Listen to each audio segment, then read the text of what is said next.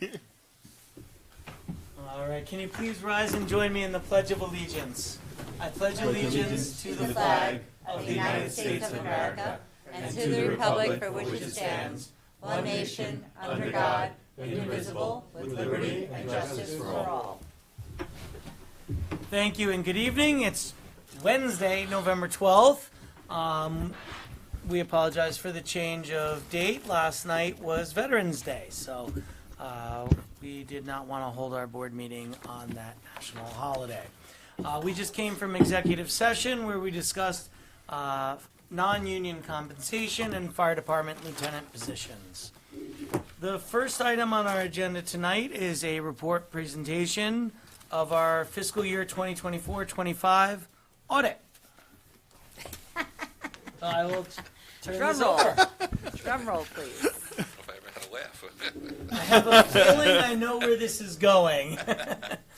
And for those who haven't watched every single meeting, just about all of them, I thank Trish and Lawrence for what we're about to hear. Now, since Don's Yes. never sat through one of these, you should give him some coffee.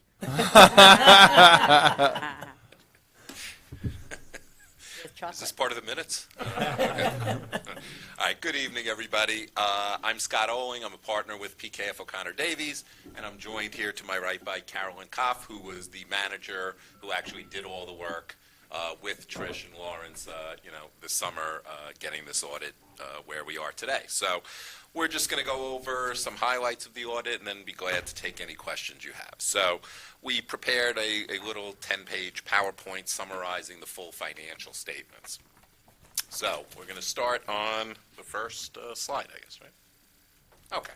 So what our responsibilities as regards this annual external audit that we do for the village is to make sure that we're performing it in accordance with what's known as generally accepted auditing standards and making sure that the audit procedures that we're doing, that they are designed in a way that we can assure you, the reader of the financial statement as well, that these financial statements fairly present what happened here, that they're free of what we call material misstatement.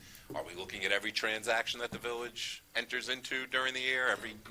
No, that's not what an audit is. An audit is really like a sampling kind of thing and doing analysis that way. We would have to provide you in writing if we found any deficiencies in your processes, the processes for doing payroll, for paying bills and claims, because if the process is no good, then the numbers that it's going to produce are no good. So in your case, we're happy to report that we did not find any of those deficiencies and so have none of those to report to you. Our job is also to advise you to make sure, you're following proper accounting policies. There was new accounting rules this year as regards compensated absences, the amounts you owe employees for vacation or sick time. And then, of course, we are required, if we found any fraud or illegal acts to be happening, to report those to you, and I'm happy to report we did not come across any of those. What you folks are responsible for, as regards this audit, as those charged with governance, as we call it, is making sure that the policies, the accounting policies you're using are appropriate and follow GAAP and GASB requirements and all those things. You have to present these financials in accordance with GAAP, making sure that the internal controls that I just mentioned are, properly operated and that you could trust the information that's going through. Obviously, you have numerous laws and regulations to comply with. Federal laws, state laws, local laws, all those things. So we do the audit and making sure the things that are of a financial legal nature that you're following those. You do have to provide us any financial information that we request, so there's no scope limitation on the audit. And then at the end, Trish sign what's called a representation letter that basically spells out that, hey, you gave us everything we asked for, and so forth. So we have that letter before we can issue the audit report. And then lastly, you're responsible for, as the board, communicating with us if you had any concerns, during the year, during audit time, you could always reach out to us. And then, of course, as the leaders of the village here, setting the proper tone at the top and making sure all those things that I mentioned are in place. So on the next slide, the important thing here is when you look at the full report, at the very beginning of the audit report, after the table of contents is the auditor's opinion. That's really the only part that belongs to us in that whole document. The rest is really yours. The auditor's opinion can be many things. In your case, it's the best thing it can be. It's known as an unmodified or a clean opinion, and it basically says we believe your financials fairly present what happened here during the 24-25 fiscal year. We don't do like a full-blown internal control audit because that would really be like a different kind of engagement. So we do it for certain things as relates to payroll, claims payments, and certain cash receipts, revenue coming in. So we do that, within the scope of the audit. These financials and the numbers that we're going to go over contain a lot of estimates. There's a lot of actual stuff, but some things are booked based on estimates. And we have to review some of the bigger estimates and make sure that we are okay with those. You also prepare a management discussion and analysis part of the report. That's prepared by you folks, and we review it. That will be one of the things that will have some massive changes. Oh, no, for them it's 2 years away, right? Mm-hmm. Yeah.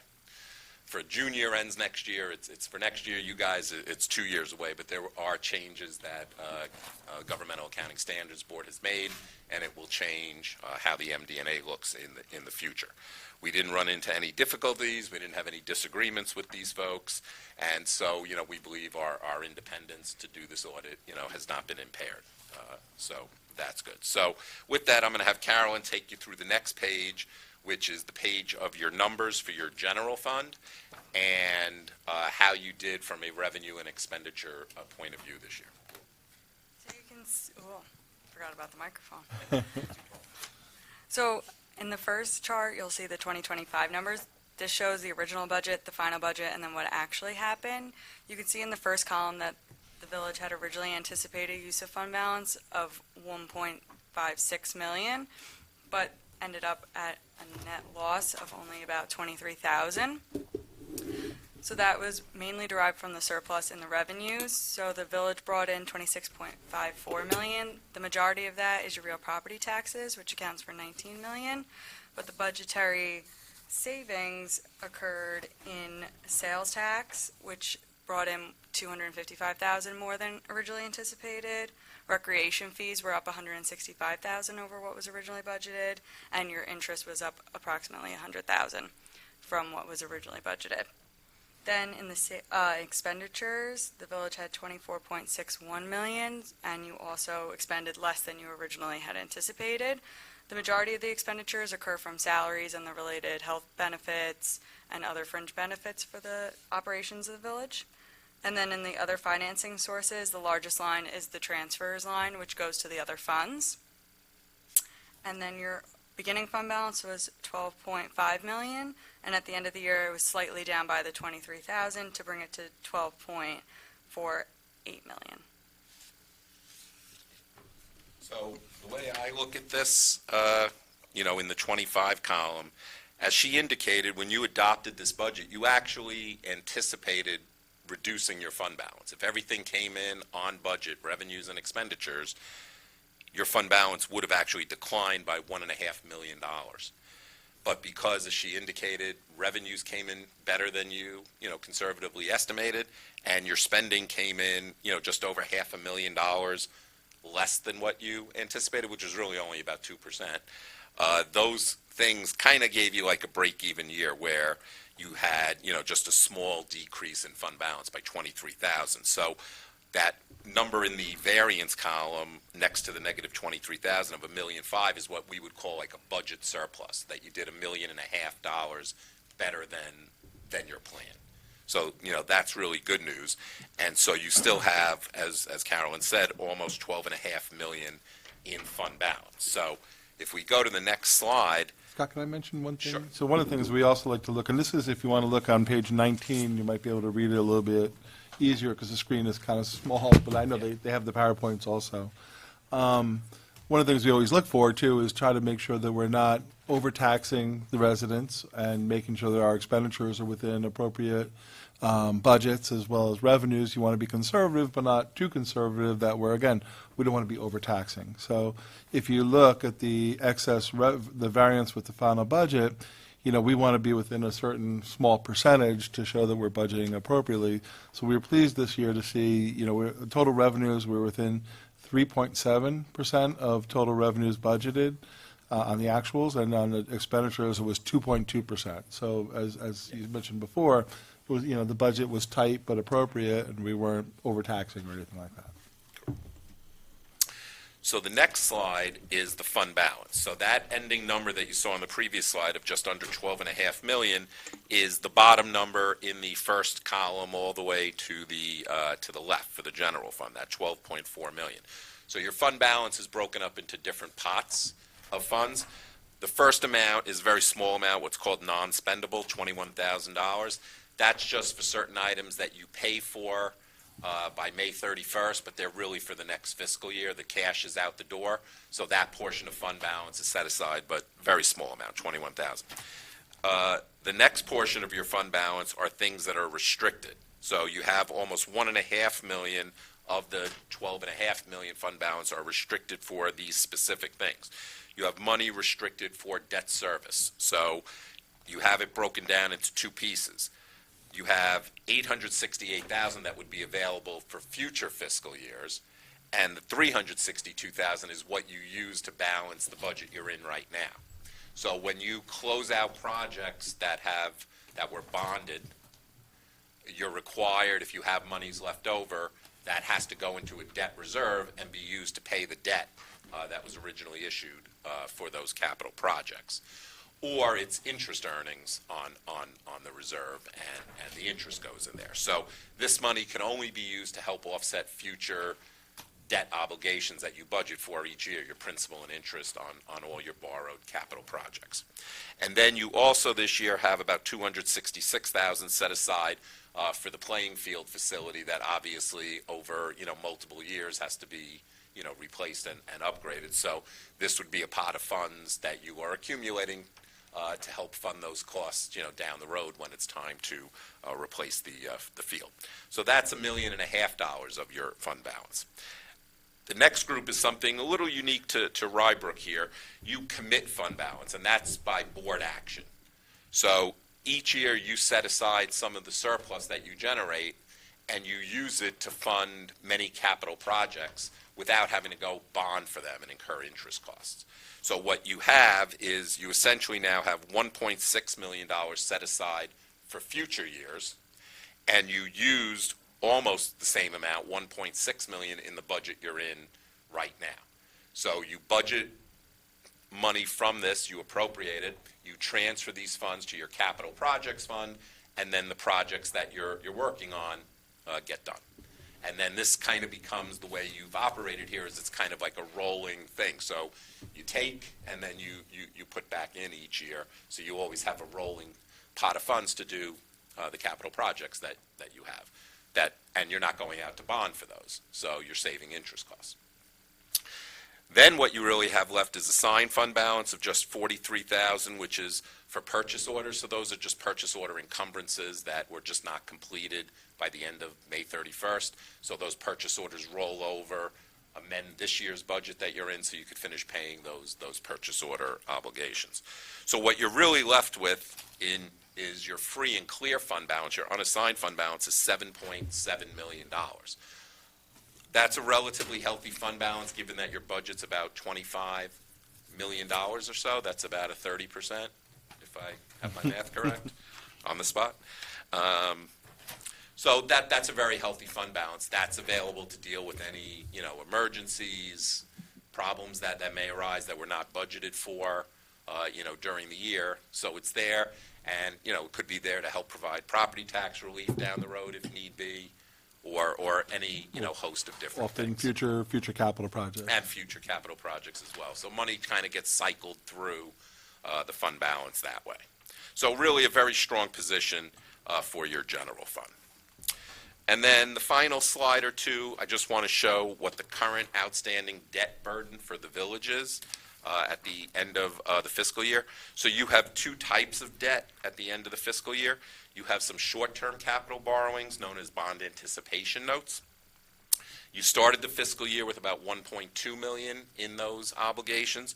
You paid down $580,000 through the general fund budget, and so you ended the year with $600,000. And since past this end of the year, you've now actually paid these off in the current year. So currently, there's no debt in the form of bond anticipation notes. And then your other big debt is what's out there for bonds. You had a big bond issue about 7 years ago that was originally for $14 million or so. It was a 30-year bond, and it currently has just under a $12 million balance left on it. That's the highway garage. That's highway garage, yeah. That's our highway garage, yep. And then there was also that big tax certiorari matter back in 2018, where, again, you did that over a 10-year payback period on that borrowing, and that one is down to a balance of $515,000. So your total bonded current outstanding debt is $12.5 million, which is, not a high burden for a village with a budget, this size, what your annual debt service is.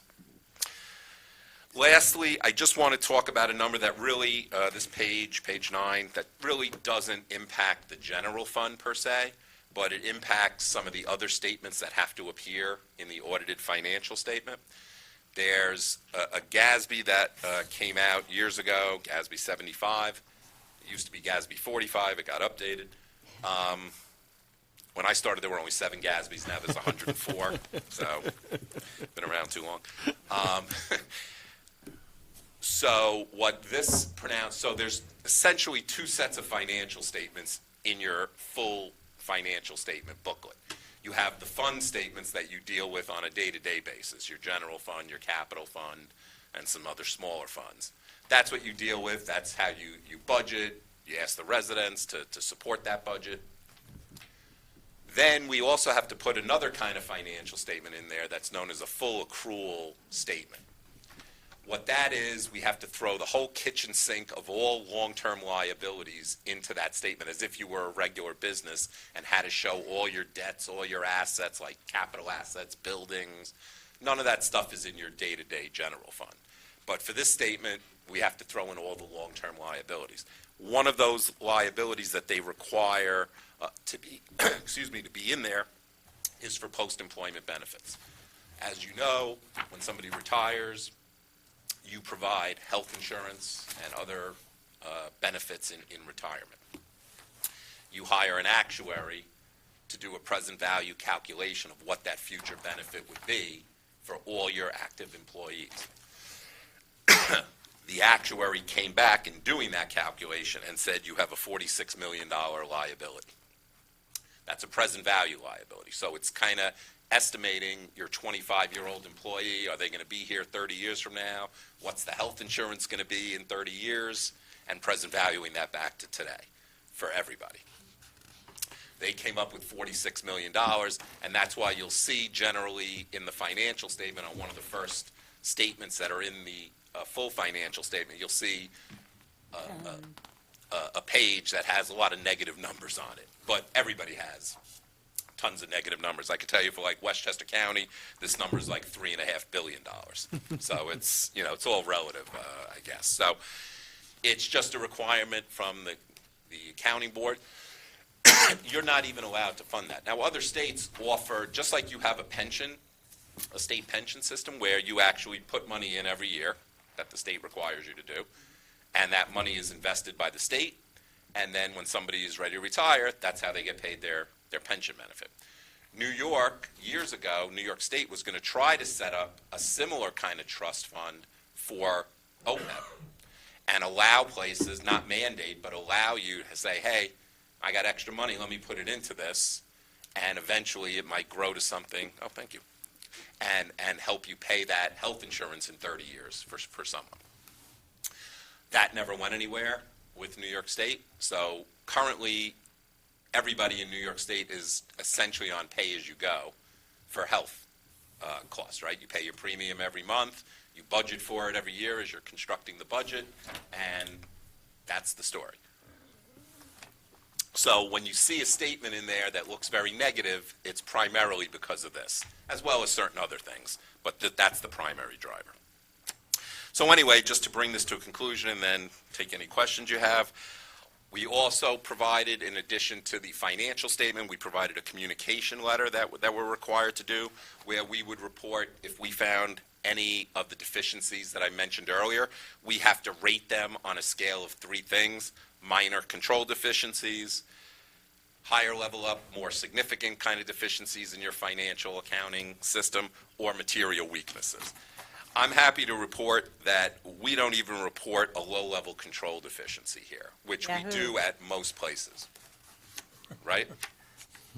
So you should be really proud of that, because we wish we could have that everywhere, so I wouldn't have to write a huge letter all the time. But that really is special, because we could tell you we have almost no places that we don't report any kind of findings. So you really should be proud of that. And your folks here should be proud of that. So with that, I'd be glad to take any questions that you folks have. Sure. Well, I would first say thank you for this, and we've gotten to see you reporting on this a few years, at least a few years, and certainly I have sitting here, and we are very proud of what we have here, and Trish, Lawrence, and everyone else up there really does a fantastic job in, as we say all the time, keeping our books really clean. And it's not easy, as you know, we've switched payroll software, we've switched the record keeping, the way even we look at the budgets in the spring has completely changed. And to keep this seamless through all of that has not been easy. It really shows the level of professionalism that we have here in Rye-Brook. My personal opinion is we should include more debt. We need a project. Michael's looking at me like, yes. Michael's just he's perked up back there. His hair's perked up. Just to make sure that we're planning for future years and future generations. We couldn't even spring for T-shirts on Rye-Brook Day. I know, I love launching them out of the cannon. But it's, this really is great. And I know over the years, I think, there have been occasional control deficiencies that we've found here. And it's more just something in reporting, something that needs to be altered a little bit. But, nothing that would rise above that. And it shows that we've clearly, looked at all of those and everything. So I just want to say thank you to Trish, thank you to Lawrence, thank you to everyone else, and Chris, of course, your leadership through all of this. It makes it so that, and again, all of this for the public, all of this is available online. Mm-hmm. That we keep running throughout the year where our budget stands, where our budget was. Everything is available and open to the residents of Rye-Brook to look at any time, right on top in our webpage. So, it's something we certainly pride ourselves on in Rye-Brook. I think you should invite the public to fully appreciate what we heard tonight, to come to our budget workshops in the spring. And let them see how we get these numbers. Right. Yeah, absolutely. And I certainly would invite any member of the public who's watching, please be part of our budget process. It really is, the budget is a lot of times the policy of the village. That's what the budget really is. It shows where our priorities are. When we're doing upwards of $500,000 a year in repaving our streets and street management, when we're investing in, whether it was, the new DPW yard that we built a few years ago. This is really showing the importance, what we're spending on our police, our fire, and how we've added to those, what we're spending on our recreation programs, Flood mitigation. what we're spending on flood mitigation and all the grants that we're doing in that really shows, where our commitments lie within the Village of Rybrook. And it's through that budget process. And as we see, we do take a very conservative approach here in Rybrook of, we're not going to overestimate our revenues just to try and fix a budget hole. That we're really trying to be realistic here and work within what we have available to us without overburdening our residents on the tax base. We're very lucky to have the homestead versus non-homestead here, and try and make it as much as we can. So please, I welcome other comments from the board. So I'm thankful that we have great staff. Thank you for giving us this glowing review. I think that we have always had a glowing review, but we did take some years where you did insert something into the letter, and we improved it. We listened and we improved, and now it's, dare I say, perfect. So thank you so much to you and your staff, and to Chris when he undergoes this. My question, if I can pose one, is the post-employment benefit liability. Is the state looking at changing that anytime going forward, like they do the pension? Like, wouldn't that be great? Wouldn't that be helpful? It would require state legislation. They Yes, of have to course. create the trust fund, just like there's a pension trust fund for employees, teachers, police, and fire. So who's behind that? I mean, who makes those decisions? I think it was started, years ago. There was always like legislation churning around, and then always something comes up, whether it was COVID, whether it was something else. What It would be always the kinda gets put on negative the to back doing burner. that? Then there's, some of it is also, I won't say like a political reality, but the concept of somebody today, let's say you had, $1 million left over, right, at the end of the year.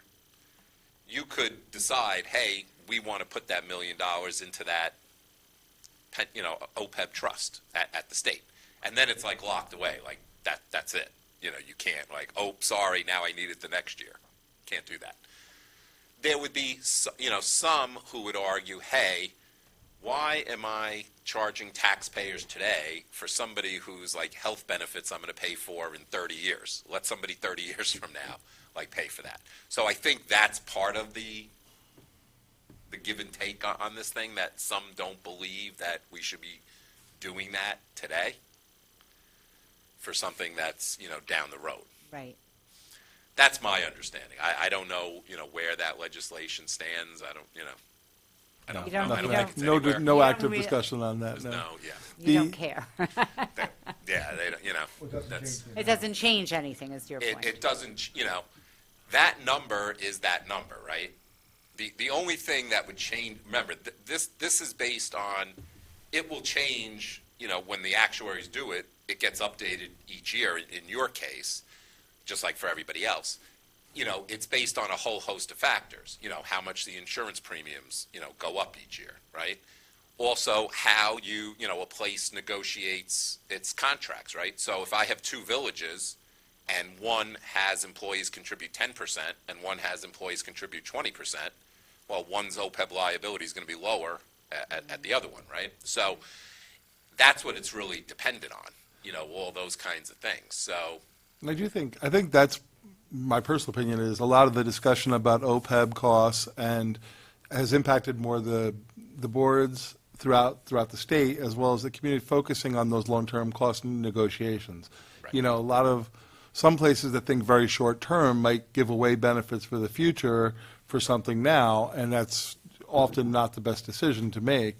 And so I think it forced everyone to look at that and say, okay, we need to get more contributions, or contributions in retirement, or, capping your number of leave days and things like that, so you don't have as much exposure. So I think one of the good results of having more focus in the audit has been on negotiations and Stands future out. benefits. Yeah. I think people really were forced to really say, we need to curtail those long-term costs. But there are other states that do have trust fund. Yeah. I know Connecticut does, and, many of the municipalities put money aside each year into these OPEB trusts, and then it's used to help, they could draw down to use it to pay health benefits, each year going forward. Okay. So it offsets what they have to Well, I'm budget. sorry that I took you off course, but I'm so thankful that Chris has such a handle on everything. So again, thank you, Chris, and I'm sure you too. Well, and the real experts right there, Trish Lepre and Lauren Simmons, they and the Treasury team just do a really great job. So we're so lucky.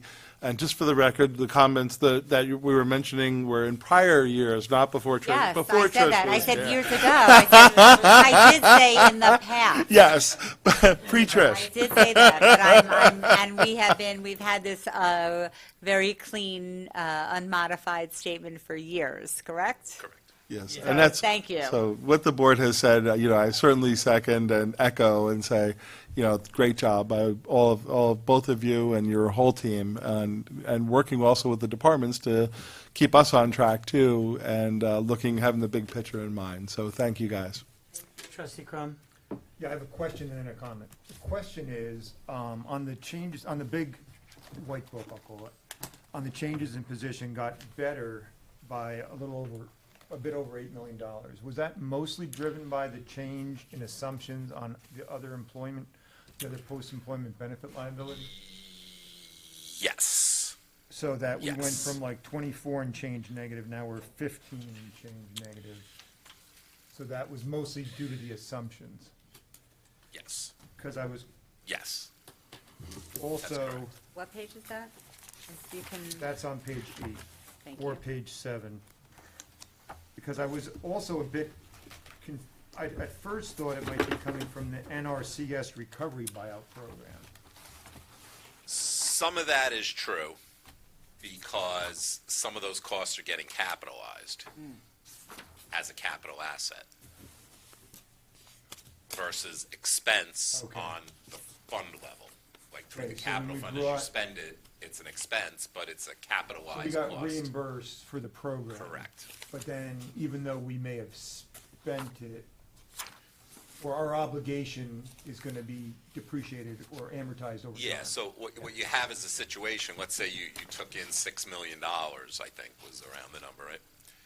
So on the fund level, there's an expense for $6 million for buying all the properties.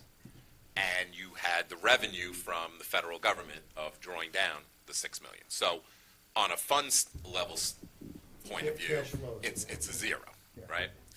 For this statement, though, you get the revenue recognized, that's $6 million, but the $6 million that was spent is not expense on this statement, right? It was capitalized as like a capital asset. Okay. So there's no expense, but you have the $6 million revenue. That would be the driver of why that increased. So for this statement, changes in net position on page 7 and 8, maybe it's mostly because of the way NRCS is being Yes. capitalized versus from a change in assumption on the post-employment benefit liability. Right, like if you look on page 7 that you're referring to, and you see the second line that says capital assets, you Right. see a huge increase from So the a prior huge year. increase in That's like the capital $6 assets. million essentially Okay. for that. Okay, Net of any depreciation that was taken on other stuff. okay, thank you. And then my comment was sort of just to echo on Chris. I noticed on almost every category, the budget discipline, I'll say, was excellent. I'm used to, some departments or some categories going over, some going under. Maybe overall it's great, but this was across the board. People really were sticking to their budgets. And, I know we're well into 2026. Do we call it 25, 26? 26, yeah. So it's a different ballgame now, but I also noticed that the actual expenses were like less than the year before on almost every category. So again, I know people were really working hard to make the most out of expenses, and so thank you to everybody, and thank you for the clean accounting of it, and for keeping the department, helping to keep departments on task. But I think that's a great management. Overall, any of the managers I compliment on that. Thank you. And we should mention too, this audit has additional information about those federal funds in this case. And if you look on page 66, it's a quick summary. But you can see that's where the NRCS funds, and other funds that we received have to be accounted and documented. So we have to do this federal single audit where we're required to provide additional information on any federal funds received. Correct, and we recently just there's a separate upload that has to happen to the federal government when you have over $750,000 in federal spending, which next year goes to $1 million. So because the NRCS program was $6.2 million, you certainly had that requirement this year. So once we're done with the audit, we actually upload this document along with a file that the federal government, it's known as the Federal Audit Clearinghouse, creates. We fill in that document with all, whatever information they're looking for. It tells them, here was the federal dollars this entity spent. Here was the federal program that the auditors looked at.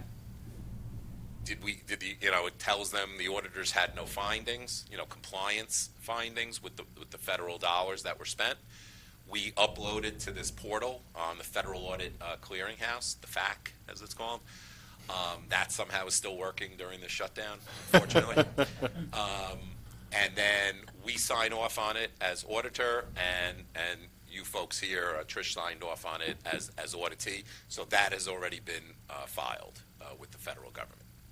I can't say the same for our school districts that we audited this summer, because the federal government, pre-shutdown, in the spring normally publishes what's known as a compliance supplement.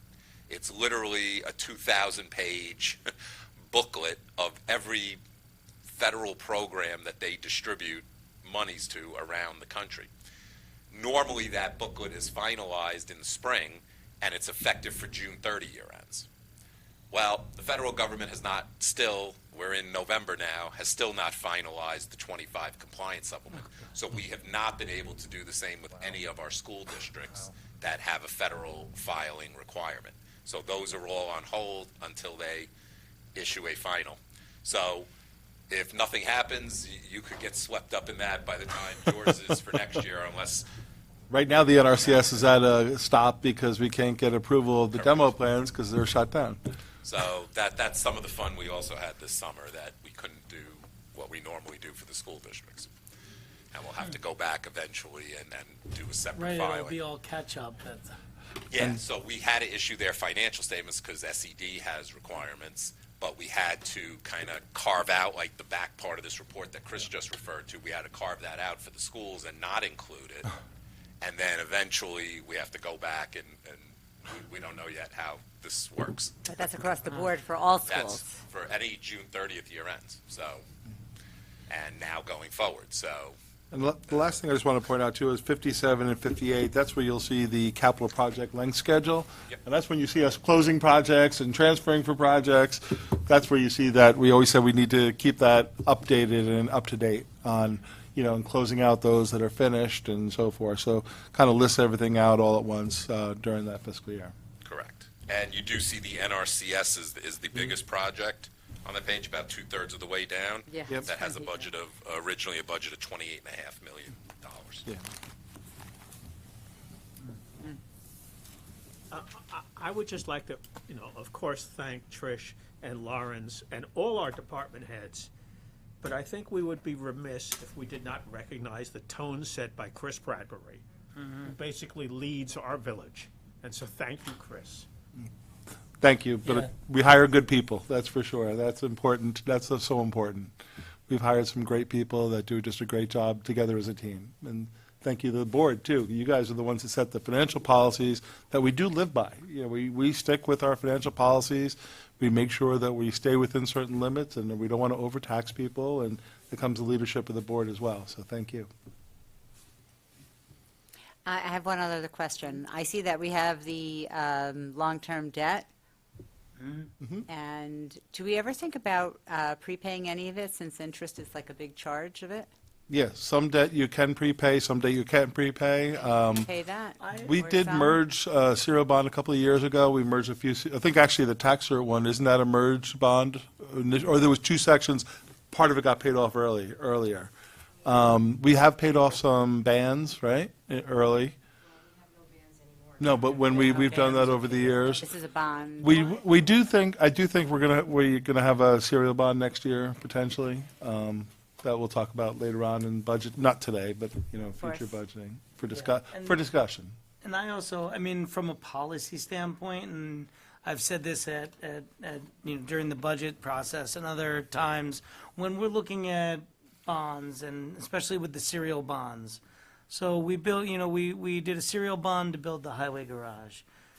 For me, and this is again, strictly not financial viewpoint, but a policy standpoint. For me, I feel that when you are building something that's going to last you that long, and something that future residents are going to be taking advantage of it, It should be paid. they should be part of the paying for it. That it's, that, to me, it's the reason you bond something long-term is so that it's not, the burden isn't just on today's residents. I understand. And so if we were to take some of that extra fund and pay it off early, that's to the benefit of future residents at the harm of the current residents, where potentially we could spend that money elsewhere for something right now. So, I mean, there's multiple ways to look at that. You could also say, well, but then you pay down your debt so that you can get other debt, and that moves forward. But it's my personal opinion that that's part of the reason why you're bonding things, is so that it's that the Spread out residents over over time. time. I understand. Yeah, that residents over time are paying The other for it. thing, you also have the option of, depending on how you structure like bonds, and you would talk with your fiscal advisors on this. Sometimes when you issue bonds, you can have a call provision in those bonds where, if you find, 5 years in or 7 years into the bond, interest rates have come down, and you could, just like you would on a mortgage, right? You would refinance if you had a right. lower rate. If you had an average rate of 4%, and now 7 years into this bond, you could get it for 3% by refinancing it, then you do that, and it reduces your future interest costs. Yeah, So that's, and we an have done option. that. We have done that selectively in the past too. And one of the reasons we don't have a lot of bands right now, and remember, a band is up. We do 5-year bond anticipation note. Remember, the interest rates also change every year. They're up every year, so they could change year to year on a band. So you issue a band every year, that rate will change, or Fluctuates, whatever it right. is will fluctuate for the next year. But also with our fund balance, what we try to do, since our fund balance is a healthy fund balance, it's appropriate, we're able to pay a lot of our ongoing expenses for capital projects. We don't want to see, because we don't want the fund balance to get too high either. We want to balance out, and those are policy discussions we talk about at our budgetary meetings, where we try to say, okay, is this something we should bond, or is this something we should do a serial bond for? And that's the policy discussions we all need to make during our budget season. But there are different decisions. Sometimes we don't want to take out a ban because we have the cash and we shouldn't keep that in our fund balance. We should be giving it back to the taxpayers. If it's particularly something that's ongoing, like road resurfacing, you don't want to ban that because you're going to do it every year. It's going to be an annual cost that you're going to incur. Sewer work, we do, $350 every year. We don't want to finance those types of things, but there might be a one-time one that you could consider if it was of a decent size. Right. And also bans, And mandated. and the numbers have also gone way up on, in order to get a competitive ban, you need to have enough of a project too. It needs to be, what would you say, 750? What do they want now for a competitive ban, a project size, the cost? More than $1 million now, yeah. We used to do them for $400,000 or $500,000. Now you want $1 million to do it. So I guess my point is, I just want to make sure that we are cognizant of the rates. And if our bonds are callable, I don't know if ours is, we can refinance it. And I understand we want to have it out over time, and I agree, but always reducing debt service is good for everybody. Yeah. Yes, That's my point. definitely. Great. Any other questions or comments regarding the audit? No, great, we're so lucky. Thank you again. Very much. Thank you. We appreciate you coming before us also with the report. Having been given the report, we move into resolution number 1, considering approving the fiscal year 24-25 audit report. Now therefore be resolved that the Board of Trustees hereby approves the fiscal year 24-25 audit report provided by PKF O'Connor Davies. Thank you, Chris. Can I have a motion and a second, please? So moved. Second. And I always question this because, even if we didn't like what it said, we'd still have to approve it. I mean, it's still a matter of fact. I also want to thank Carolyn for making Scott look good. No, and I'd say thank you to both of you for, again, presenting this. Not just us, but also for anyone watching in the public, that they can view this, even weeks from now, months from now, if they had a question about it, they'd be able to look back on it, on the presentation, but also the audit itself. Any other questions or comments from the board? No. Trustee Epstein? Yes. Trustee Heiser? Yes. Trustee Crom? Yes. And Mayor Klein? Yes, thank you. Have a Thank good you. night. Good night. Thank you. Bye, guys. All right. Good night, guys. Tricia Lawrence, thank you again. Have a good evening. You're not staying for the rest? There is a budget transfer in here coming up. All right, resolution number 2. Oops, I clicked on the wrong Your thing. resolution, huh? I had this. Refresh the page? Okay. Oh, refresh the page? I was going to say, The ambulance corps. okay, hold on a second. Okay, refresh the page. There's the resolution, thank you. You gotta sign it. I have to sign out and then come back in. Okay, resolution, do you want me to read? Sure. Right. You already- All right, resolution number 2, considering the approval of the fiscal year 2026 budget for the Chester-Rye-Rye Ambulance Corps, Inc. I'll just go ahead. Whereas the Village of Rybrook has an agreement with the Chester-Rye-Rye Ambulance Corps, Inc., PCRRBEMS, for emergency medical services, in which the Village of Rybrook contributes its share of the annual budget based upon a formula of 75% split equally among the 3 member municipalities, and the other 25% based upon population.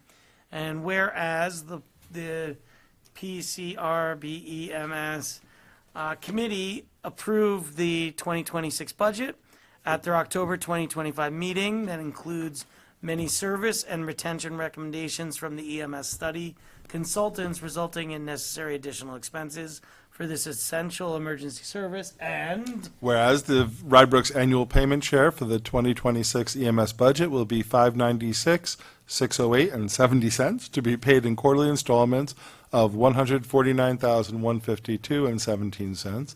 Now therefore be resolved that the Village of Rybrook Board of Trustees hereby approves the fiscal year 2026 Chester-Rye-Rybrook EMS budget of $5,419,146.94, resulting in a Rybrook municipal contribution totaling $596,608.70 for the fiscal year ending fiscal year 2026. thank you, Chris. Can I have a motion and second, please? So moved. Second. All right, Chris, now this does represent a significant increase over previous year. Can you please explain the 5-year plan Sure. that we're now Yes, going I'd be happy to. So a number of years ago, we had a consultant do a study. We also looked at recruitment retention issues with the EMS Corps, and the boards all decided, all 3 municipal boards, which is Portchester, Rybrook, and Rye City, agreed that we want, for instance, the employees that work for the EMS to know that this is their home EMS, that they were severely underpaid, and as a result, had to work 3-4 different jobs and didn't really have one particular home. We want people to come and stay because there's a real benefit to that and having a continuity of an EMS force. So we've been very successful in terms of retention and recruitment. It's a really dedicated group. There's a lot of pride in our EMS agency. They have an Explorers program now that's 89 kids, children, youth are in it, which is the biggest one around. And, that provides future people that have worked for us and worked for elsewhere or worked in the healthcare field. So it's really been successful. We are in the 4th year of a planned 5-year salary plan to get in recruitment for retention issues. And we have 1 more year left after this. And if you remove the cost for that, it's a flat budget. So there is no increase in the municipal budget at all, except for the planned contribution in the 5-year plan. So it's a flat budget without that. Thank you, Chris. From a personal standpoint, I feel we are very lucky to have the EMS that we do. A lot of municipalities go different directions. There's certain municipalities, larger cities included, some, New York City, I think, has it in with their fire. So, for a smaller municipality, there are different options. Some municipalities contract out for these. We're very lucky that the municipalities are, with Rye, Portchester, had the forethought years ago to really band together to have this shared service among our communities. And it is phenomenal.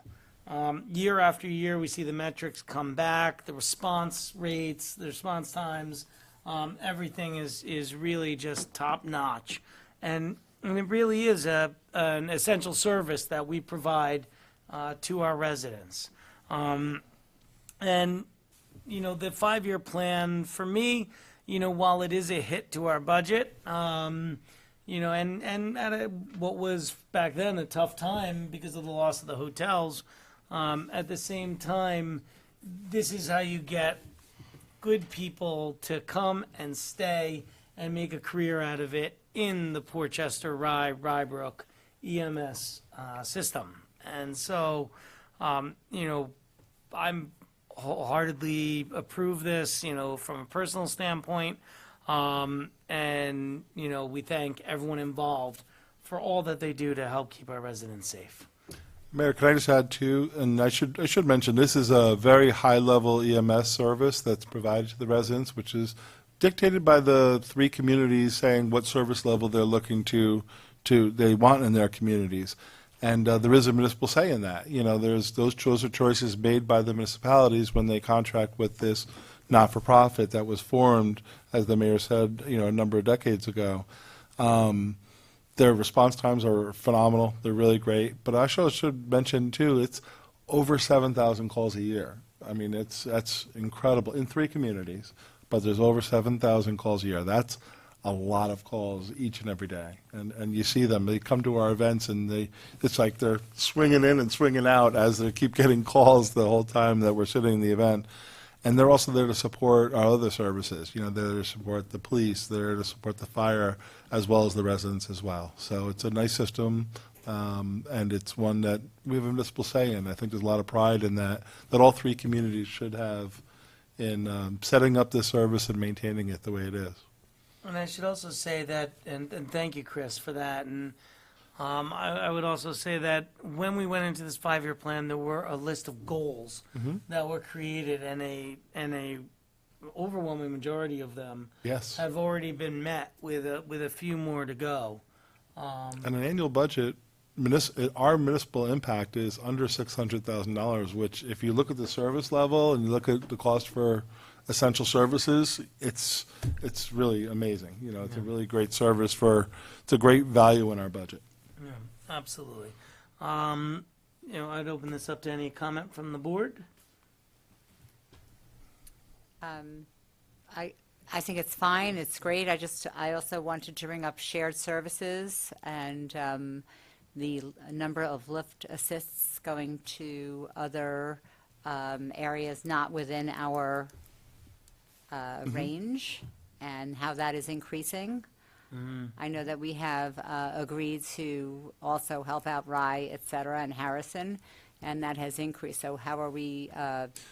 Well, the mutual aid was we do a lot of mutual aid calls out, a lot more out than we do in, and on a countywide basis, we're trying to look at that whole issue because there's certain imbalances there throughout the county. Like, we go to Harrison a lot, but where you have to take it to the next step is we may be going to Harrison, but a lot of times we're going to Harrison is because Harrison's covering White Plains. So there tends to be this little domino effect. So it's a bigger issue on a group that's county-wide, not as organized as it should be, and that's what we're trying to work to do on a county-wide basis, to get more organization. The first question was about? That, and also, I know that we are also responsible for the airport, and I wanted to see where we were on negotiating they're compensating us for that as well. It's a big sigh. But you asked Sorry, a question. I'm asking What was hard the first questions question you tonight. asked? Lift assist. Lift assist. Lift assist. One of the things you're seeing, and this is what we're discussing on our EMSC committee, which again, municipally driven, right? It's all the municipalities. One of the trends you're seeing across the country now is lift assist issues, and whether or not you should be charging the agency where you're going to, maybe not an individual home, but an No, agency. never the individual home. Where if it's an agency that has recurring lift assist, that maybe there should be a charge for lift assist, a lift assist fee, because you don't get reimbursed for that, so, unless there's a transport. So that's something that we're talking about on the EMSC, and I'll keep you updated as that goes through. I actually brought that Required up. staff on site at some of these facilities. Which, Exactly. well, that's another way to do it. We put it into our site plan requirements, Right. and we shared that with the other municipalities, that they should be considering the same thing. Right, because we only have another senior facility coming our way, so our lift assist percentage is going to increase going forward. Yeah, and we want to make sure that other places, when they have opportunities for that, when they have plans for things, senior housing or other housing that may have more lift assists, that they make sure there's staff on site to be able to handle that. The other part with the airport, that's a frustrating one. We thought we had a commitment with Westchester County last year, and we thought we had an agreement, and now it seems that the county is proposing an alternate agreement, which does not, which, when I say pales in comparison, it's not even close. So, we replied in kind that that was not enough, wasn't acceptable. Okay, I'll give more in executive session if you like. wonderful. Thank you so much. I know you're on top of everything, but I know that's on top of my mind. When I say we, and it's all three communities going to the county on that, not just Rye-Brook, but it's all three communities. Of course. Any other questions or comments from the board regarding the budget for the ambulance corps? Okay. Trustee Epstein? I just want to clarify one thing. I brought it up because it affects the budget. No, it does, absolutely. So No, that's, no, no. and we that's why I appreciate you brought that bringing up at these the same time. No. So, yes. No, absolutely, we appreciate you bringing these up. Trustee Heiser? Yes. Trustee Crom? Yes. And Mayor Klein? Yes, thank you, and thank you to the EMS service for all that they do. Resolution number 3, considering declaring police vehicles as surplus. Whereas the Village of Rye-Brook Police Department has vehicles that are no longer functional value or used to the village and may have resale value, and whereas vehicles being listed for surplus or still in service and the current mileage may change, now therefore be resolved that the Board of Trustees declares the vehicles listed below as surplus, with those items to be published in the official paper of the village and sold to the highest qualified bidder through an appropriate electronic bidding process with Auctions International. And there is a 2017 Ford Explorer, a 2014 Ford Explorer, a 2016 Ford Explorer, and a 2016 Chevy Impala. And be it further resolved that if no bids are received for a particular item, that items may be disposed of through appropriate means. And be it further resolved that the mayor and administrator are hereby authorized to execute and deliver all documents necessary or appropriate to accomplish the purpose of this resolution. Thank you, Chris. Can I have a motion and second, please? So moved. Second. I'm assuming these vehicles are, Has anybody ever given thought for marked cars just to park them in front of places as like potential? we have, I think we have done that in the past. And I think the question, it's a good question from Trustee Heiser, is whether, we ever take any of these vehicles and just park them in front of places like maybe even the Yeah, school. the marked vehicles. To act as a deterrent if we don't get Yes. enough money for it. To speeding, almost, deterrent to speeding. Or in front of buildings that might be subject to miscreants. Miss Green. Once the person realizes there's no one in it, what's it gonna do? You'd have to move it every now and then. When there's weeds growing over top of it. So I assume that if we don't sell it, we also take off the parts, perhaps like the tires, or which we have changed? Like, I think- Anything that's can be reused, which is usually very little. But, Okay. yeah. And all of the wiring stuff and that stuff, what happens to that? No, it would all take more gone? time and cost to remove it than it would to gain the value that may or may not be able to be used in the upgraded vehicle. But you guys still take the striping off, or it depends on who it goes to? Depends on who buys it. Like, the marking saying Right, it's of course, if Rye-Brook. it's a or- police station, Yeah. they'll just change the village. Well, police logo and all that. Gotcha. Um, All right. Any other questions or comments? Hopefully we get some good value for these. That's right. Trustee Epstein? Yes. Trustee Heiser? Yes. Trustee Crom? Yes. Mayor Klein? Yes, that Mayor Klein. I didn't hear Mayor you. Klein. Sorry. Yes, thank you.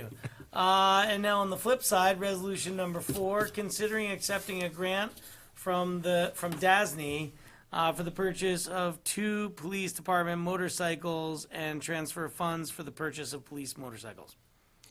Whereas the Village of Rybrook was awarded a grant from the Dormitory Authority of the State of New York for up to $100,000 to purchase 2 motorcycles Excuse me. for the police department, and whereas the Village of Rybrook seeks to purchase 2 motorcycles for the department from Bergen Harley-Davidson as part of Westchester County contract, and whereas the total estimated cost for those 2 motorcycles is $104,311 and 58 cents, and whereas the Village of Rybrook will need to transfer up to $7,500 to cover any remaining costs for the 2 motorcycles, now therefore be resolved that the Board of Trustees hereby accepts the grant from the Dormitory Authority of the State up to $100,000.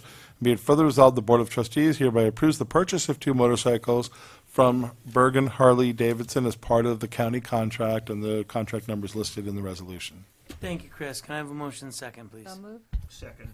First off, we're very thankful to have this grant. I know that the motorcycle we've been using is dated. The oldest in the county at this To point, say the eh? least. By far? Oh, that's worth money.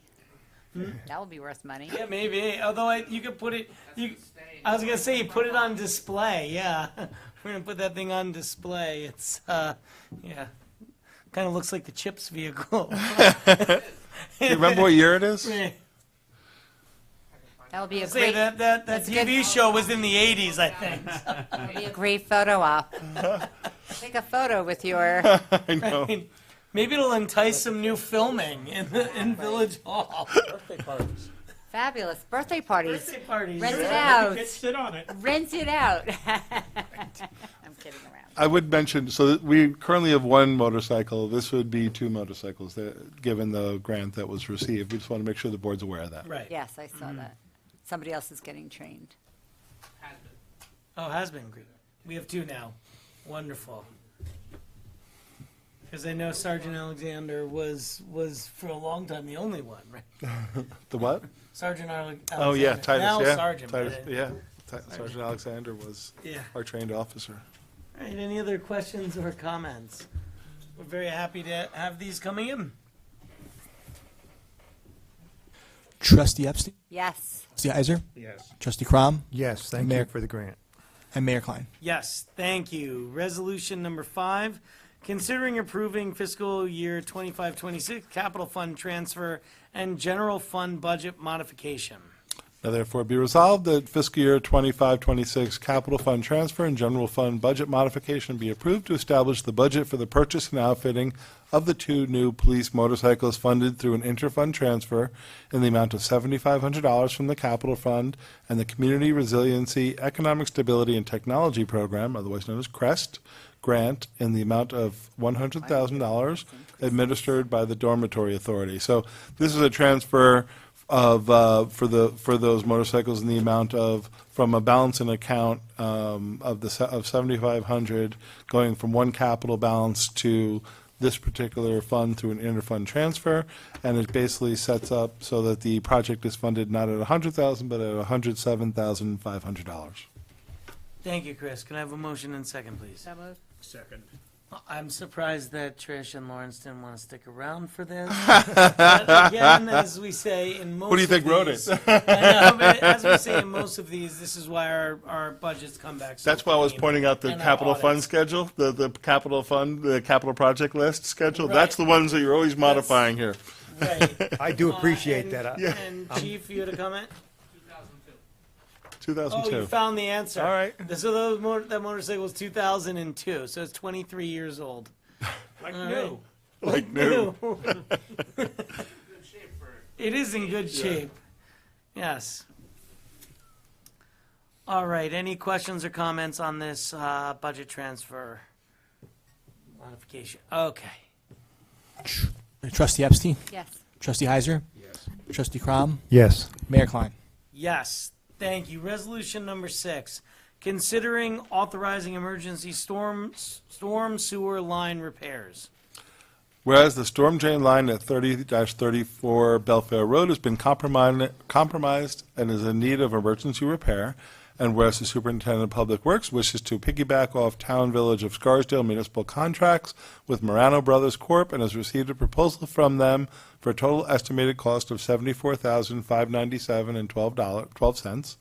And whereas under our financial policy, a public bid is required for a purchase over $35,000 for public works projects.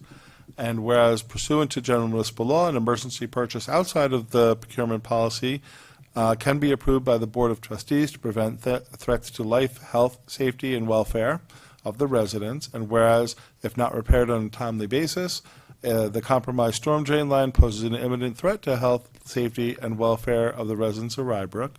And whereas general municipal law, the Village of Rye-Brook seeks to approve emergency authorization to piggyback off the Town Village of Scarsdale municipal contracts with Marano Brothers to repair the storm drainage line at 30-34 Belfair Road.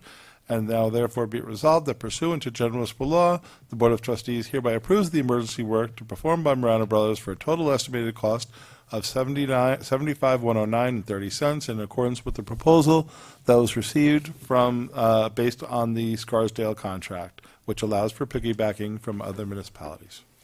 Thank you, Chris. Can I have a motion and second, please? So moved. Second. So I have to say, I saw the video of the water situation. Oh, you did?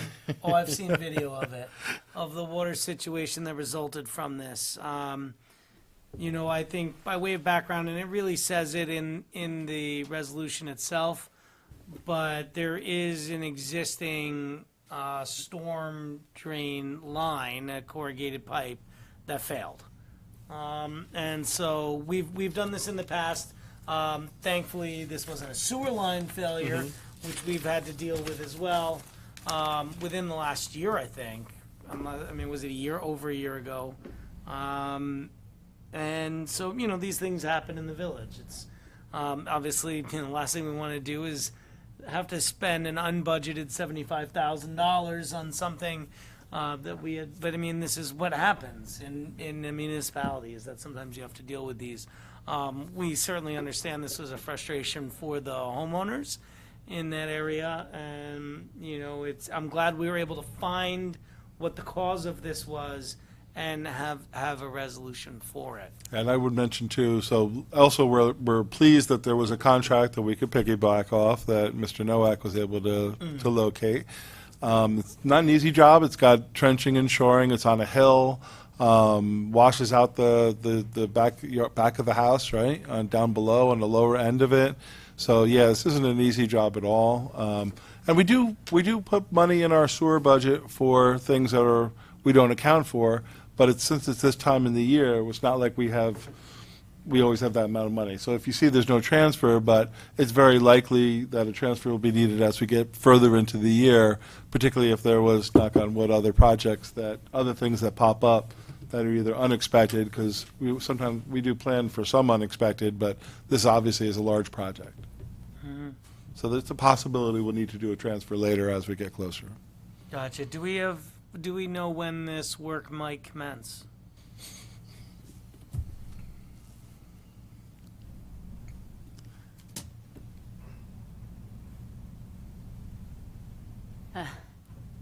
Good evening. Good evening. As of right now, the lead time on the pipe is approximately a week to 2 weeks. Okay, it's 18-inch pipe, and we need almost 200 feet. So it's a pretty sizable amount of pipe that we're replacing here. Some of this pipe is currently failing or is showing the possibility of it, so I want to replace it in one shot. So we're looking within the next 2 weeks potentially to start. It's not an easy project. It's on a slope. It's between 5 houses, so it's going to be some frustration in getting this done. It's not going to be a fun project. It's definitely not a fun project because of where it is. Right.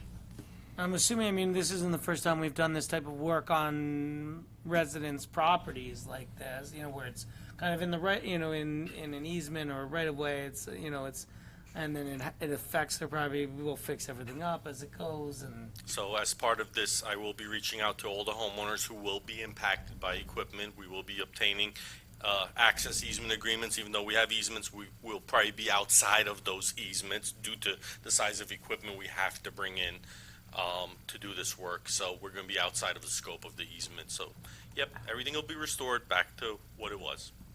So that's on the hill going down, if I'm looking at the map Starts at High correctly? Point Circle, I think, right? The drain line starts at High Point in the road. There are two catch basins that go in between two houses on High Point, and then they go down to Belfair Road in the back, and it's basically on that slope in between two manholes where the issue occurred. So we got to bring in a machine that's got an extended reach, which is a pretty decent sized excavator to reach, another 15, 20 feet.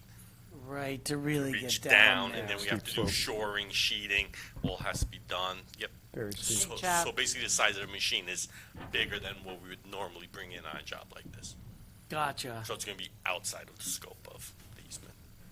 Is the material of the pipe better on the replacement? Is it the same exact pipe we're No, putting we're in? replacing with a double wall HDP pipe, which is rated for direct burial at a greater depth. I'm waiting to remove a section of the pipe that's there to evaluate it and see what happened. It is a material failure in the pipe. It's odd It that it basically would, went, yeah. basically crumpled upon itself. It's Any odd to chance have that it- our odd to have it insurance, occur. any chance that our insurance policy would know? That was It's it 'cause was it's installed 20 by the 25 developer years old. in the Wear and early, tear, yeah, wear and 2000 or tear. whatever. Yeah, whenever. Or late 90s, Belfair sorry, went in, yeah, right, the end of 90s, 2000, 21 in that years range. old. Yeah. And you get high, I mean, at 25, that slope, you're oh, getting a that's very 20. high velocity and scour, probably. There are Yeah. step manholes, so you do have a drop, but based on the angle and slope, yeah, you do tend to get more of a flow and a speed behind it. Speed. Yeah. Okay. So, I mean, it could have been a number of issues that caused this. As I said, I want to get my hands on it to evaluate it, see if I could find who the manufacturer was and reach out to them and see if they could do some engineering on it to determine, is it age? Is it a material defect? Is it installation defect? I don't know. I would It's a good imagine point, they but I leave still want to this, find out for the future. Yeah, just to But for the find future, out, I want to yeah. know. I would imagine that pipe is all over Belfair, That's why That's why we I want to wanna- find out more. Right, That's why I want to reach out to the manufacturer and find out. right? Yeah. Be a little proactive. Don, get some hotel rooms for you. No, one of the residents affected, contacted me. Their whole basement was destroyed or, severely impacted. Maybe, probably more than one, but the Yeah. one person did contact me. And obviously, they're not happy at all, obviously. And, no, it's unfortunate. What can I say? Yep. I was out there with Highway immediately as it was happening, Yeah. so we were out there, we saw, and it's 8 days, 9 days, and here we are moving ahead. Right. No, I mean, Amazing. No, and we I are, think we, they are thankful for You know, but- the speed that the village is moving But- and that we're taking this incredibly seriously, yeah, and we are. We're taking this, We as always do. we would with any other, area, any other Right, homes absolutely. in the village of Rybrook. And I would also say that, the storm where this occurred was a very intense storm. Yeah. We got over 2 inches of rain in a very short amount of time. And, we're very thankful that these, it wasn't as bad as what we saw in Ida, thankfully. A lot of the storms in between have been you may get that amount of rain, but over a much longer duration. Or you're getting a heavy burst of rain, but it's a shorter duration. This really was a very big storm. I have videos of my block where we get a lot of water coming off of Ridge Street, coming down Argyle onto our block. And, there is a river going down our block. I mean, it's just, our stormwater systems are designed, to carry a lot of water. But sometimes Exceeds they just capacity. get overrun. And I should also say that, a lot of this is really, Chris mentioned earlier when we were talking about our audit and our budget, we were talking about the stormwater projects that we have. And we really have a number of them in the village.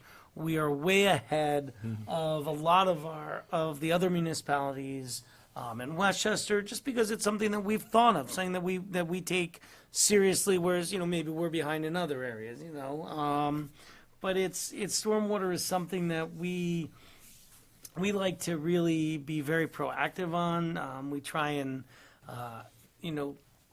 do a lot of projects. We also work with the city of Rye.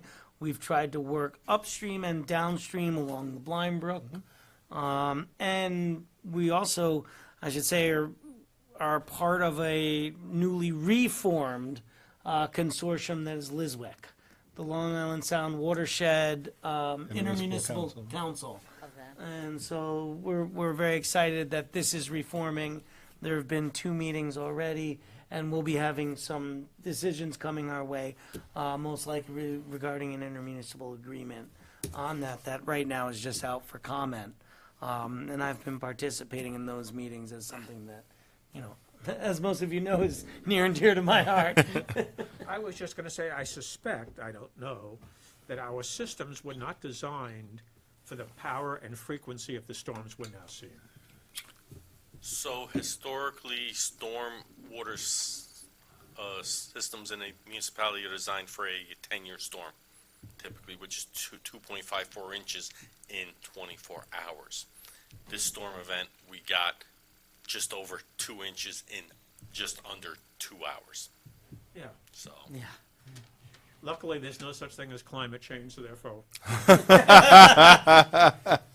No, and again, what projects we can do, even the little bit of, actually more than a little bit, but even, what we can accomplish through the buyout program, through the NRCS program, a little bit of extra storage, looking back at our retention basin, looking at Acker Drive, looking at under Westchester Ave, looking at Avon and that project there, looking at Brook Lane, installing the storm gauges. These are all things that we've been progressively building on to try and alleviate what we know is becoming a more major problem. And there's only so much we can do. If we could turn back time and, back to when this was farmland and golf courses and whatever else was in the past of Rye-Brook, and say anytime you develop a new house, you have to have on-site storage for the 20-year storm even, it would have made a huge difference in all of this. But, what we have is what we have, and we're looking at these projects, try and make it better. And Those are all active projects that the mayor just mentioned that we're working on. We have grants for almost every one of those, whether it be the Brook Lane rerouting of the pipes, whether it be another look at Rich Manor Park to see what else could be done. Acker Drive, we have money for a new culverts there that are that the piping's there. Once we finish the Rich Manor Park study, we can go ahead with that. We have the Avon one. Unfortunately, we just found out where we were turned down for funding on the last grant application, which definitely was disappointing. we did the whole CBA on it. Yep, because of the brick, we were all banking on the brick, and the brick funding grant went away, and so we tried the green resiliency one, which we just got turned down on. What other active projects? We're we're working with the city of Rye on the water gauge, the stream gauges, and trying to refocus on the sluice gate to make that more optimally operational, I guess.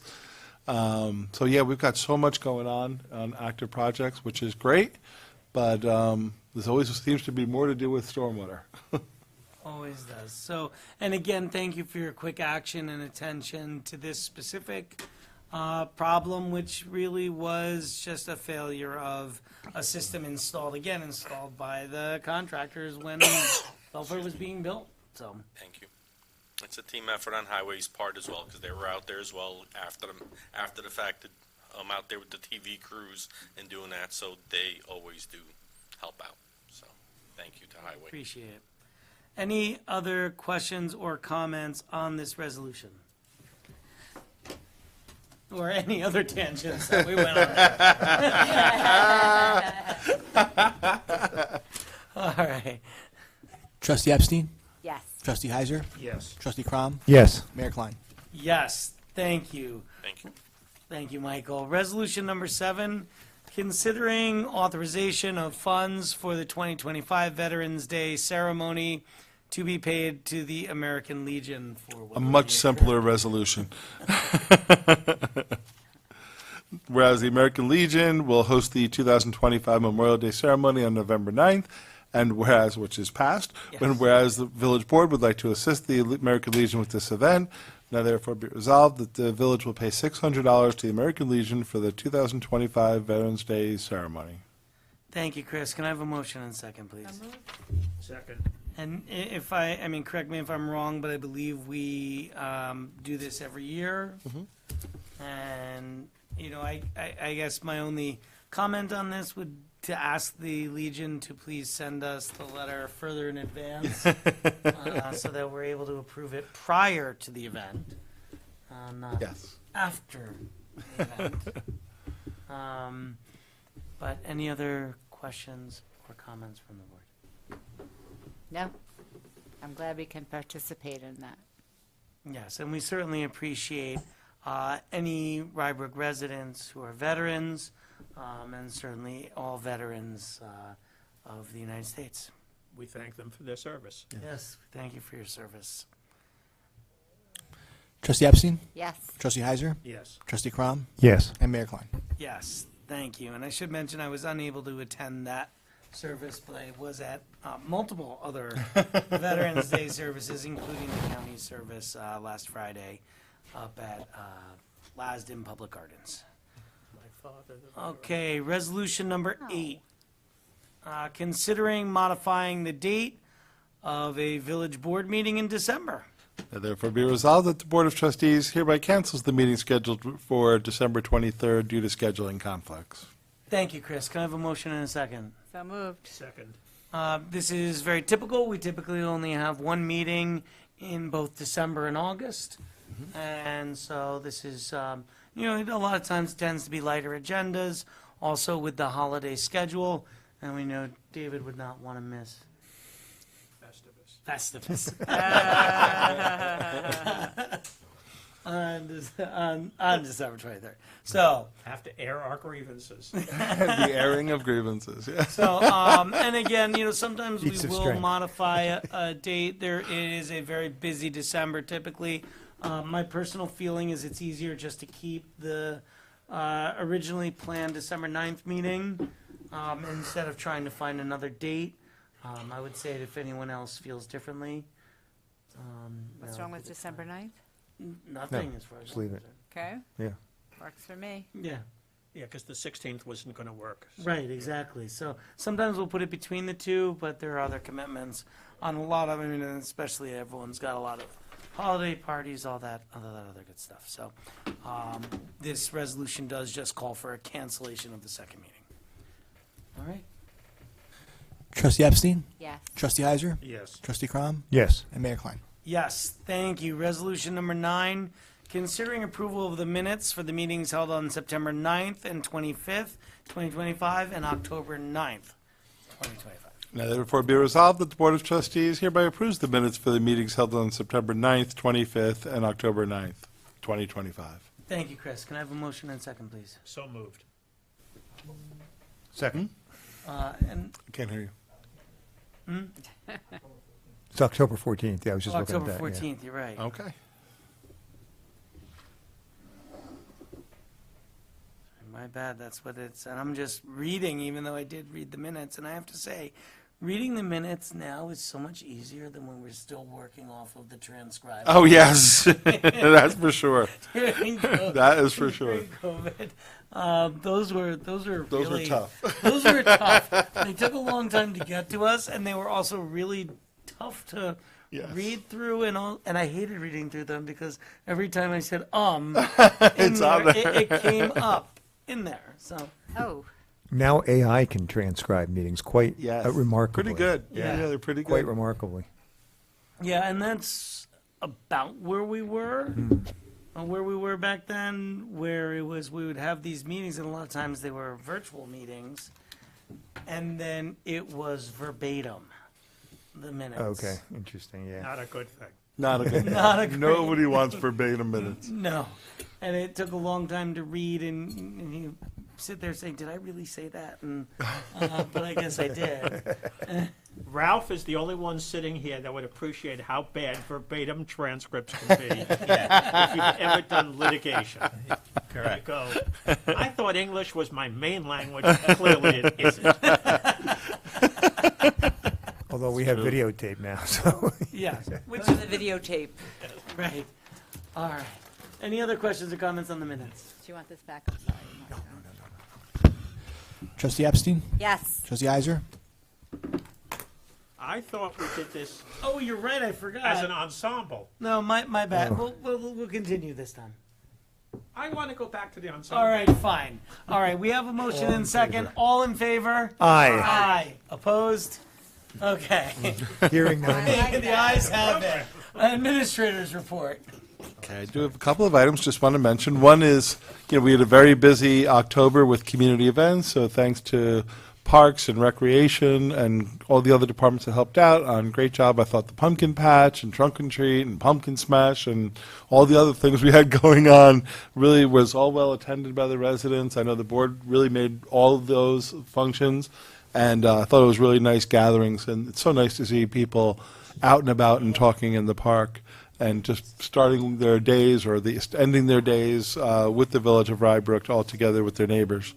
December 5th is Winterfest, so, we have November's we have a little bit of a lull on some events in November, and then December 5th is a big one. Winterfest takes a lot of work, but, we're hoping for good weather this year. Everyone, let's hope. Yes. And Winterfest is always a fun event for everyone. Leaf program is still heavy underway. Looks like looking at the charts, remember, we do track our leaves, we do track how much we collect, we track the next pickup, how many times we've been on each street, as well as an estimate of when we'll be returning. So just a reminder to the residents, if you want to see how many times your street's been picked up or about when they'd be back, that's all online on our website. Let's see. So that program's, it's still definitely we're peaking still into the leaf season. Con Ed Municipal Consortium has, that's reaching an end, we hope. Right now, there's been a settlement established by the Public Service Commission staff, as well as the Con Edison and other agencies, and that includes a settlement that is recommended to the full Public Service Commission that would have to act on it, and that would be reducing the original total bill impact from 13% to 2.8%, and that's on the electric, and on gas it would be going from the originally proposed 19% to 2% on the gas side. So that's your total bill impact. So the municipal consortium has agreed not to oppose the settlement. That does not mean they signed on to it, because the rates are still higher than what they were proposing. But we're not going to oppose it. I say we because we're one of 40 communities out of 41 that have Con Ed in the county that have been working on this issue as a party to that rate case. There's two other items that are very significant to Westchester, and this was an important reason why it's not being opposed, these were items asked by the Westchester Municipal Consortium. One is that there's a full analysis and meeting with all the municipalities annually on capital projects to make sure that the funds raised in Westchester stay in Westchester and don't get diverted to New York City, and that there's enough storm hardening and other types of projects that are included. And secondly, Con Ed is required to do a study of the overhead wires, overhead systems and the underground systems, because we want to make sure, again, that there's not a disproportionate amount of system costs that are going to places like New York City at Westchester's expense. So these are issues that were very important to the consortium. So as a result of the lower rates and as a result of those two other items and some other things, the consortium has decided not to oppose the settlement. That doesn't mean the settlement's done. There's hearing processes, and people are have to write comments on the settlement, and then there's ultimately the Public Service Commission has to vote on it. So that's kind of where that stands. So we're hopeful that that's been a positive direction, and I think it's been a really great experience for all the participating municipalities. Other piece of news in utility related, we've been notified by Sustainable Westchester that the Community Choice Aggregation Program, otherwise known as Westchester Power, which establishes the default supply side of the system at a fixed rate, they've decided that in working with the state and the Public Service Commission, they were unable to meet all the requirements, particularly on public outreach requirements and other things, and they decided they're going to end the Westchester Power program. So that means all residents will be defaulted back to the irregular, not green energy, but just a regular Con Ed variable rate system like it was prior to Westchester Power. So that system's not, that new contract won't be renewed, and it's just going to be ending this year. But all residents will get a notification about that as in coming days, weeks, or month. Okay, that's all. All right. Any other questions, comments from the board? My only comment is that it was our Chris Bradbury and his staff, Greg, who put together this coalition to help with the savings for all of Westchester, and you should be commended on that. So thank you. Thank Yeah, you. and- Well, and it definitely was a lot of time, but I- leadership from Chris and from WMOA being able to push out the information. We appreciate all 40 municipalities who signed on to this. It really, and I said this on the meeting with the municipalities itself and through an email, it really shows the power that we as the municipalities have when we join together to try and create positive results for the residents in Westchester County. I'd just say definitely took a lot of time on this one, but it was time well spent with the outcome. But I just want to thank the board for giving me the, encouragement and the saying that this is important for the county, not just Rye-Brook, but the county too. Let's work together to see what we can get done. So thank you for that support. Right, it was really important. I know that initially, we didn't know how many were going to join on, and Yeah. we gave you a certain amount of funding. hoping And for then 20. it ended up being really a great deal. Yeah, it was like Yeah. 2,500 each for Yeah, for the whole it's thing. next to Right. nothing Yeah. when you really think The about benefit it. that you have, Right, that you and- got. And it was a lot of time, and I understand that, and the municipalities had to help with data, et cetera, but it's a great outcome for Yeah. our residents and for all of the residents of Westchester. Yeah, Definitely. and we should really also thank Joel Dichter, who Yeah, he did a great job. who really did a Took on more than I think he expected in terms of the number of people he had to work with, and this case was one of the hardest cases ever, given the number of parties involved. Right, and like Chris said, that information that we're going to be gaining from this Yeah. is really valuable, and we appreciate, we understand where Con Ed is coming from. We appreciate them working with us, and really listening to what we had to say, and the PSC as well. But like you said, going forward, both short-term and long-term, we want to make sure the funds raised in Westchester stays here. It's being paid by the customers here in Westchester, should be investing back in the system in Westchester. Absolutely. Here, here. Yes. Thank All you. right, thank you. Any questions or comments from the public? Seeing none, the next meetings of the Board of Trustees will be November 25th and December 9th, 2025. Thank you and have a good night. So November 25th is right before Thanksgiving.